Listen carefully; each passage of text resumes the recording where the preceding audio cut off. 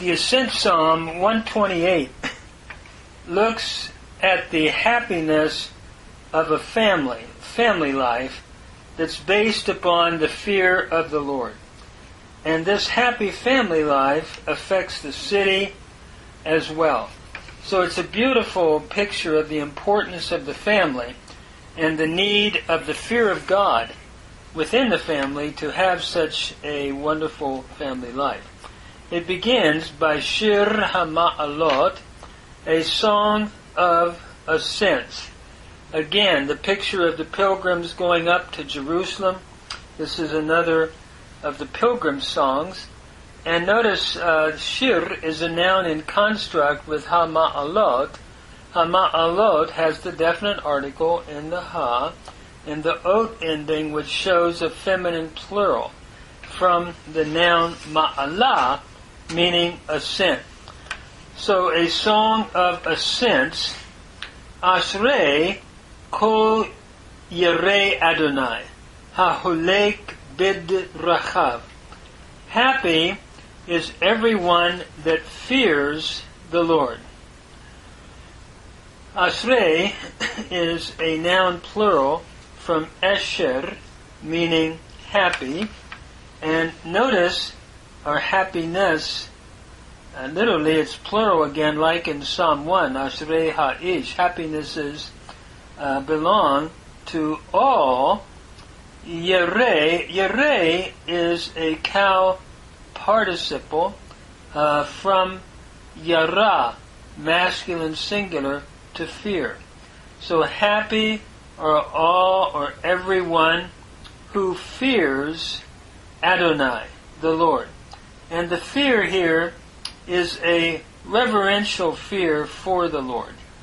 And happiness comes when there is that positive and that positive reverential fear for the Lord. So happiness comes to everyone who is fearing the Lord, hahulek bid rachav, who walks in his ways. Notice the word hahulek. You have your definite article again in the ha, followed by your cow participle in from halak, masculine singular.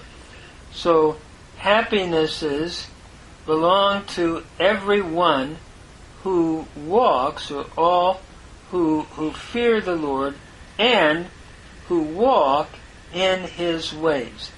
The bait here is that inseparable preposition put to the plural noun from darak here, derachav.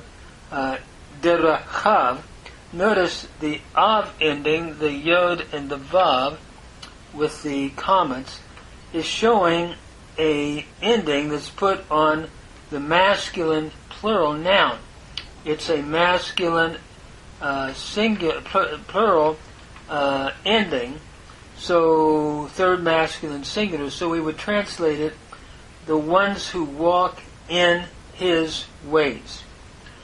So reverence for the Lord is obeying him, walking in his ways, doing what he has taught. And I think of the New Testament that constantly puts a blessing on how we act as we follow the Lord. If we love the Lord, Jesus said, if you love me, keep my commandments.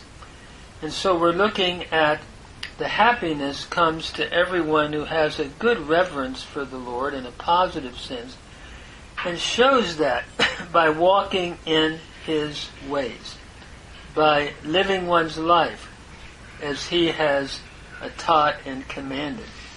And then we go on in the next verse, Yagia kapecha ki tochel asrecha v'tov lak.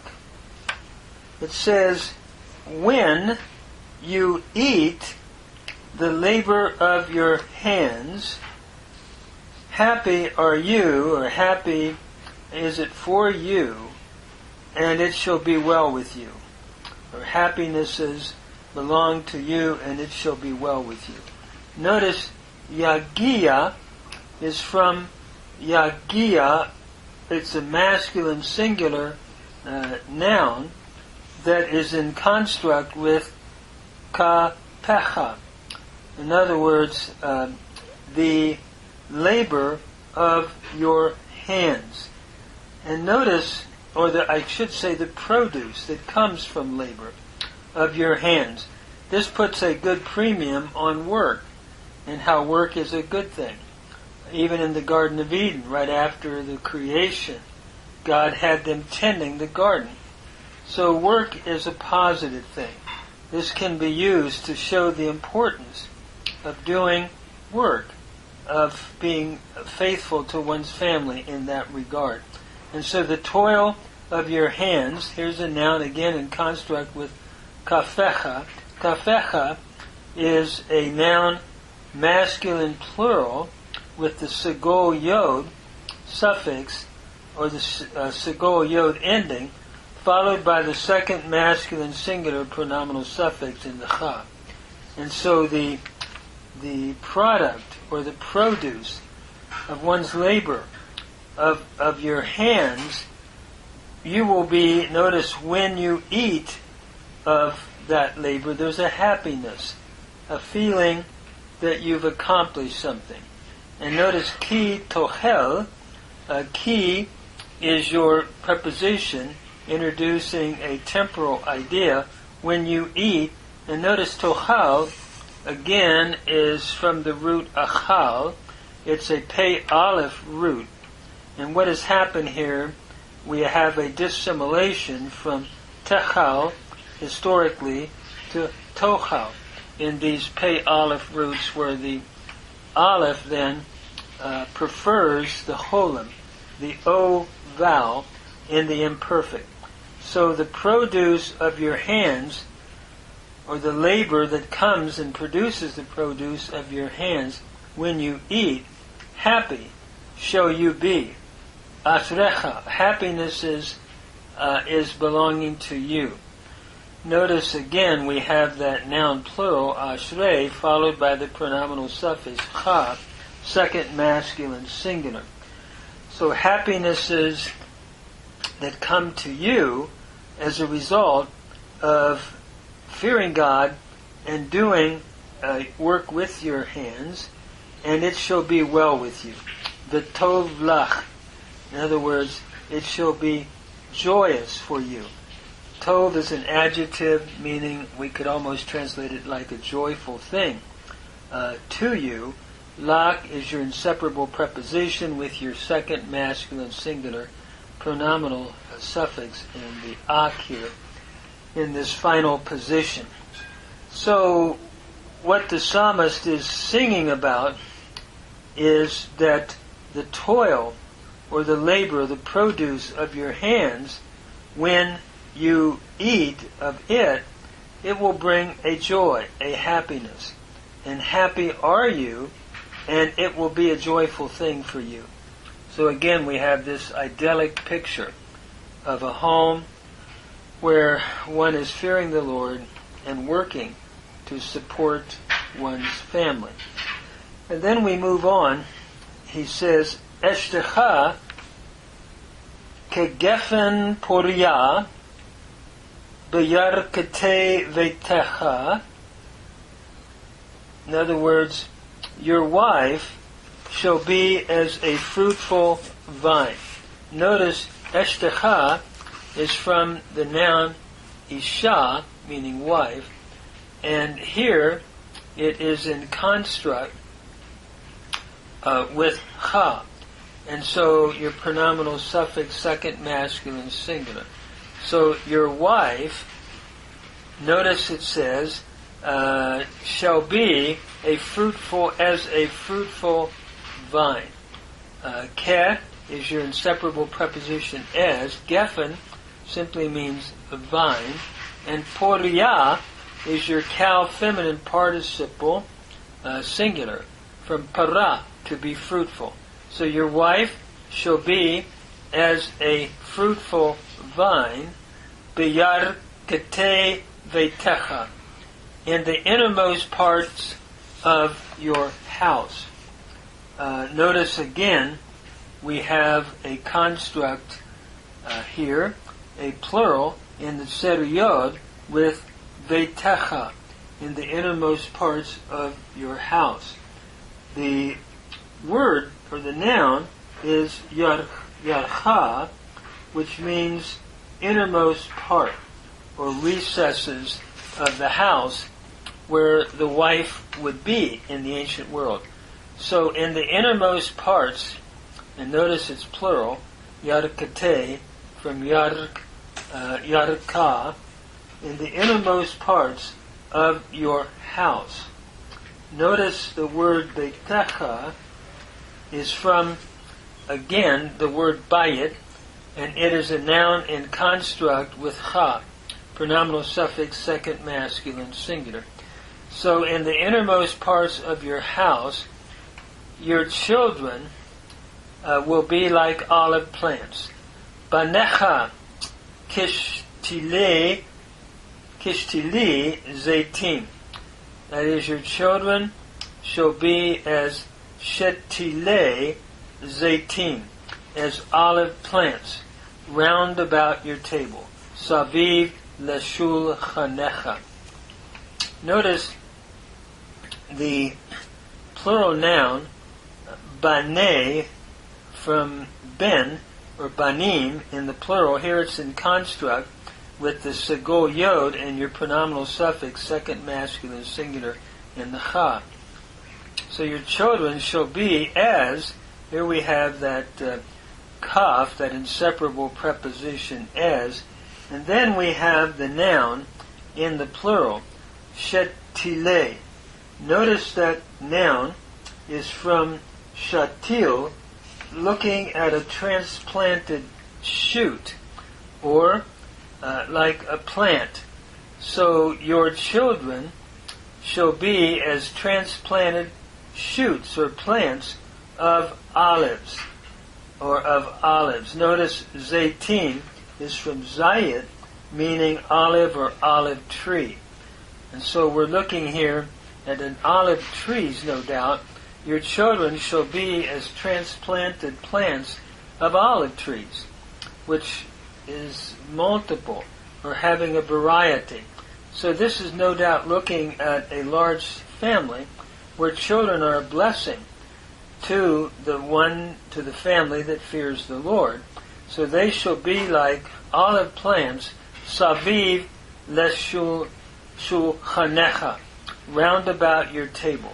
Saviv is the adverb round about, and leshul necha is round about to your table.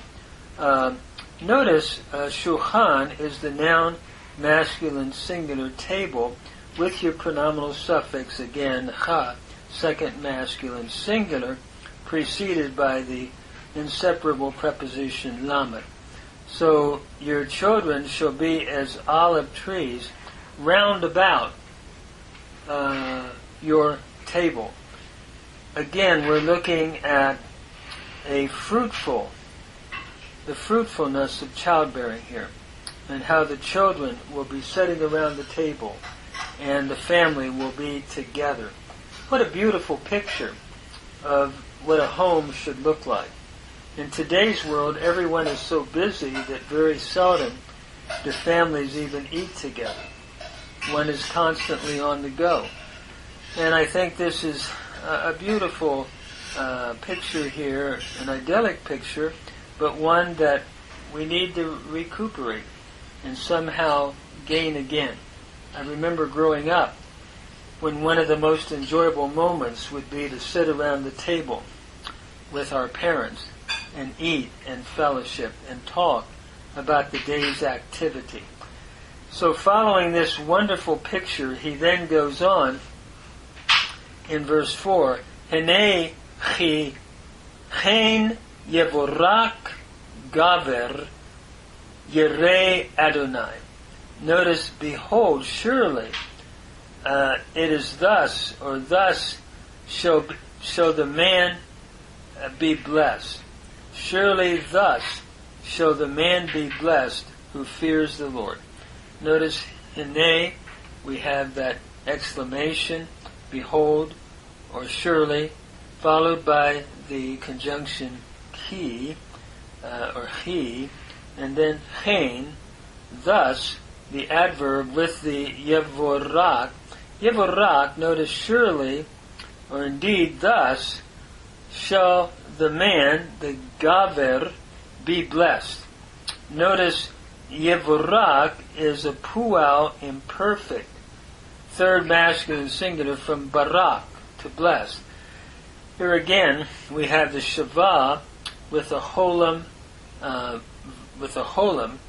and one of the things that happens often, the kibbutz and the holam can be interchangeable, the O class vowel and the U, in that pual stem. And I believe we have that here. Surely thus will the man be blessed that fears the Lord. And then we have that emphasized again, the fearing of the Lord. Yirei Adonai. Yirei Adonai is again the participial, the kal participle from yara, the fear of the Lord, or the one who fears the Lord. It's interesting that this is repeated twice in this hymn, putting an emphasis on the importance of being God-fearing. And fathers in the home need to have a deep reverence for the Lord and raise their family in the things of the Lord. And to me, this is a beautiful, beautiful picture of such a household and how we need that every day in Christian families. Then he goes on, Yevorecha Adonai mitzion v're'eh betuv Yerushalayim kol yemei chayecha. That is, may the Lord bless you from Zion. Here we have a jasiv. It is a PL, imperfect, third masculine singular, followed by the pronominal suffix cha, second masculine singular. Notice the vowel pattern. You have a shavah with an A class vowel, except it's a long A at commas because of the fact that the resh could not be doubled. And as a result, we have compensatory lengthening in the preceding vowel from a pathak to a commas to account for the lack of the ability to double the middle radical, which normally happens in a PL stem. So, may the Lord bless you from Sion, from Zion. Mem is your preposition from, and Sion is Zion, or Jerusalem. And notice he goes on, Ure'eh betuv Yerushalayim, and see the prosperity of Jerusalem. Here again we have your conjunction, the shurik, u, followed then by the imperative, the kal imperative, second masculine singular from ra'ah.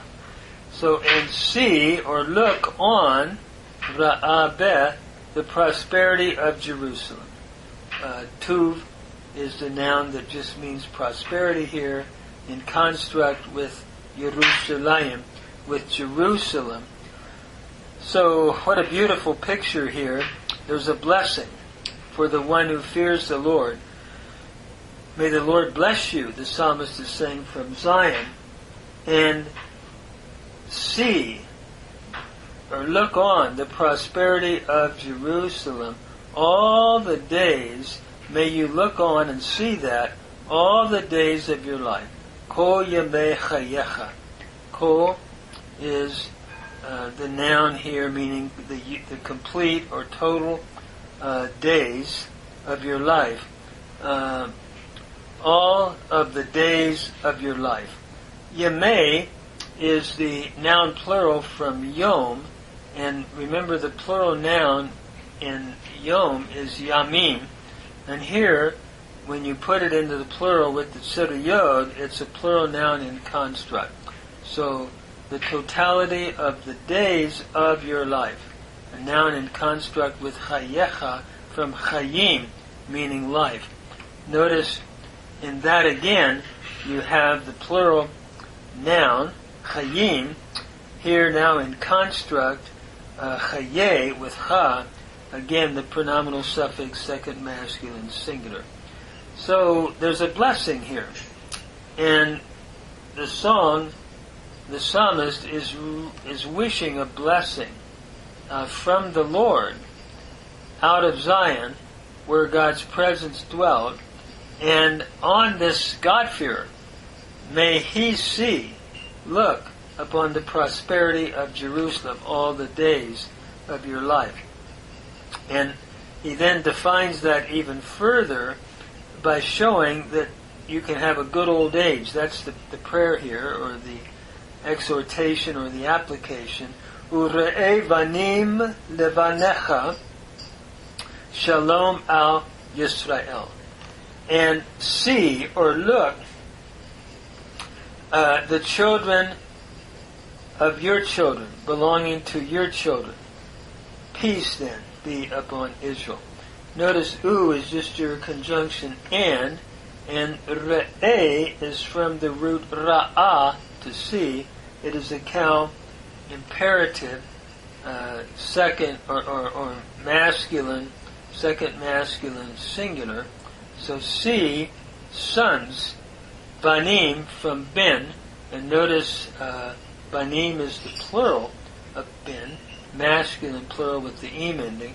See, sons to your children. So see your children's children.